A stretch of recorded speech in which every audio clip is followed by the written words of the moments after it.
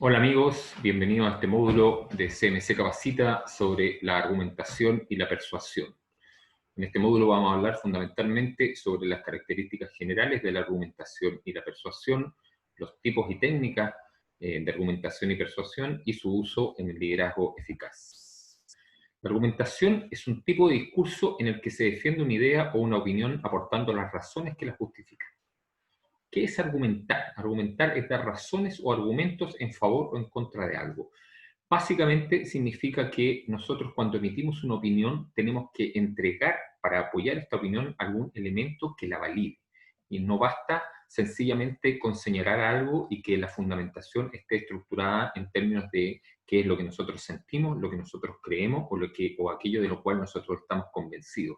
Las cosas no son porque nosotros creemos que son, ni ocurren porque nosotros creemos que deben ocurrir, sino que cuando tomamos en consideración los elementos argumentativos, lo que debemos hacer es considerar todos aquellos elementos que validan una opinión que estamos emitiendo, las bases que lo apoyan, ¿cierto?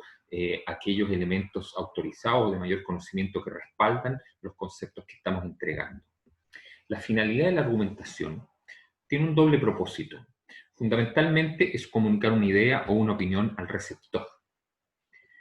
Eso en términos generales. En segundo lugar, lo que pretende una argumentación es convencer al receptor.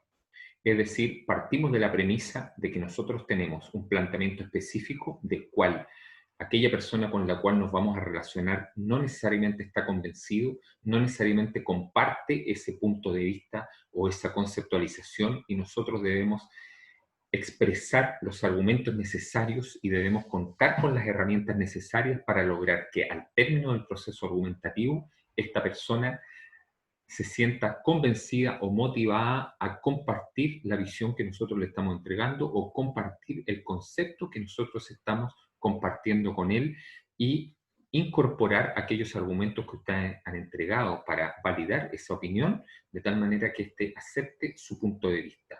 Entonces, este consentimiento tiene como finalidad convencerlo para que acepte nuestro punto de vista como verdadero y se adhiera a él, para que adopte una determinada actitud, para que tome una decisión, es decir, aportarle a él elementos argumentativos que lo ayuden a tomar una decisión en particular cuando se encuentre indeciso sobre alguna situación frente a la cual él tiene que tomar partido, tiene que tomar decisión por una alternativa o por otra, o bien para que ejecute una acción, es decir, cuando se le entrega una instrucción a un dirigido y no basta con la mera instrucción o con el peso de la orden que se le entrega, sino que ustedes deben hacerle llegar argumentos que validen aquello que ustedes están solicitando o están imponiendo hacer para que esta persona cuando los haga sienta que está haciendo lo correcto. El ámbito argumentativo implica el contenido del discurso y por lo tanto vamos a considerar distintos tipos de textos argumentativos. Un texto argumentativo clásico, por ejemplo, es una editorial periodística. Algunas de estas temáticas o de estos puntos aquí mencionados como una cosa puntual y al pasar los vamos a tocar en profundidad más adelante. Pero ahora los vamos a mencionar para que desde ya los tengan en cuenta. Un editorial periodístico, por ejemplo, aquel en donde el director de la revista o el periódico expresa una opinión sobre un tema en particular, es un texto argumentativo. Un discurso político siempre va a ser un texto argumentativo que busca convencer a la audiencia y busca convencer al votante sobre tomar tal o cual decisión o sobre votar sobre tal o cual candidato o aceptar tal o cual premisa que tiene que ver con una propuesta de carácter político. Un anuncio publicitario va a ser un texto argumentativo, un anuncio publicitario que busca que ustedes tomen la decisión de consumir determinado producto y entrega herramientas, entrega variables y entrega validación para que ustedes sientan que consumir ese producto es lo más adecuado y es lo que ustedes necesitan. Intenta convencerlos de que ustedes necesitan algo que hasta ese momento no necesariamente sabían que necesitaban. Una reclamación, un reclamo, una queja, también es un elemento que debe contar con una estructura argumentativa. También vamos a encontrar textos argumentativos en coloquios, en debates, en tertulias e incluso en las charlas o consejos de padres y profesores a los jóvenes. Los elementos de la argumentación. El objeto o tema sobre el que se argumenta. La tesis o opinión que defiende el emisor sobre el tema tratado y sobre el que va a razonar. Los argumentos o razones que aporta el emisor para defender esta tesis. La estructura de los textos argumentativos. Esto es importante que ustedes lo entiendan, porque cuando vayan a construir una argumentación o cuando vayan a enfrentarse a una situación en la cual van a desarrollar un proceso argumentativo, es bien importante que ustedes entiendan cuáles son las fases que el argumento que ustedes deben estructurar debe cumplir para que el resultado de esta argumentación sea efectiva. Lo primero es la introducción. Es la primera parte en la que se presenta el objeto de la argumentación y se exponen los hechos fundamentales del problema. También puede aparecer la tesis de forma breve y clara.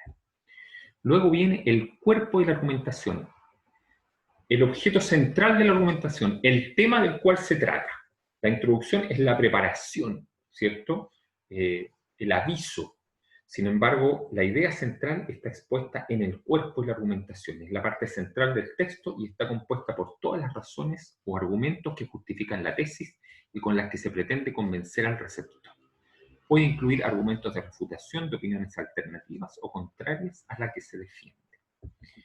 Y por último, en la estructura de los textos argumentativos vamos a tener la conclusión, que es la parte final del texto, en la cual se resume lo dicho anteriormente, se reafirma la tesis o también se afirma una idea nueva o derivada de toda la argumentación anterior. Puede ocurrir que en el desarrollo de un proceso argumentativo, sobre todo en la interacción con el receptor, nos veamos motivados a incorporar algunos elementos nuevos que calzan con nuestra argumentación inicial o que complementan nuestra argumentación inicial. Este feedback que se produce en la interacción comunicacional, si nosotros actuamos de manera inteligente y perceptiva y estamos atentos a los contenidos reflejados por el receptor, eventualmente nos van a conducir a que en la conclusión de nuestra argumentación nosotros vamos a incorporar algunos de los elementos que surgieron en la discusión, los vamos a integrar a la conclusión final y en alguna medida van a incrementar la potencia y la fortaleza de nuestros argumentos.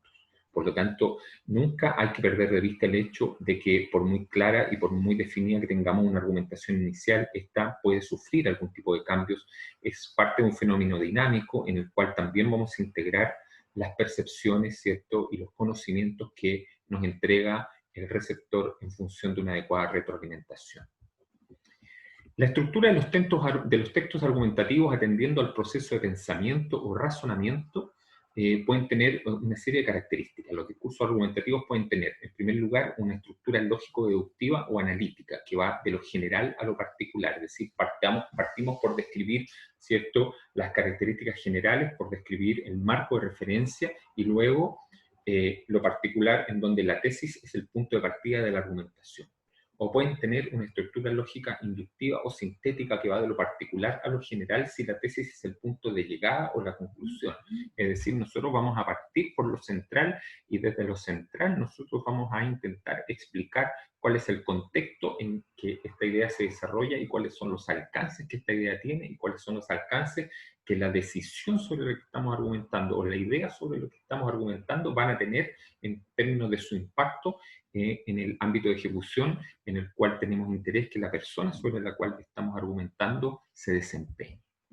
Las clases de argumentos se suelen dividir en dos clases.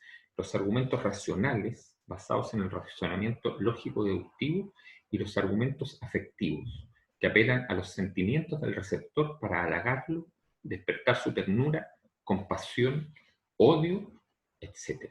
Estos últimos, ¿cierto?, los elementos que son descritos desde una perspectiva argumentativa basada en lo afectivo, se van a considerar falsos argumentos por no estar lógicamente fundados. Es decir, no tienen como base una estructura lógica, sino que tienen a la base la estructura emocional de la persona, son siempre de carácter subjetivo y no necesariamente tienen una base racional que los apoya y no tienen una base de autoridad que nos permita entender que efectivamente el contenido de ese argumento que estamos entregando tiene la validez necesaria para convencer a la persona que está siendo objeto de la argumentación, al receptor de la argumentación. Por lo tanto, debemos tener mucho cuidado cuando nosotros elaboramos una base argumentativa de fortalecer los argumentos racionales y de poseer el mayor grado posible de preparación en la expresión de argumentos racionales y tener a disposición, ¿cierto?, una batería importante de argumentos y de elementos que nos permitan fortalecer nuestro discurso y fortalecer la idea que queremos transmitir, de tal manera de propender a la adecuada persuasión del sujeto que está actuando como receptor, porque si nos vemos obligados a recurrir exclusivamente a argumentos emocionales, entonces nosotros nos vemos expuestos a que estos argumentos sean percibidos como de poca validez, ¿cierto? Porque no tienen una fundamentación lógica, y por lo tanto la persona que está siendo objeto de la argumentación va a sentir que tiene razones fundadas para no aceptar esta argumentación y para no dejarse convencer, para no dejarse persuadir. Vamos a dejar hasta aquí este primer video para no hacerlo cansativo como hacemos siempre, y los invito a revisar los conceptos vertidos, ¿cierto?, en las primeras diapositivas de esta presentación y a continuar con el siguiente video.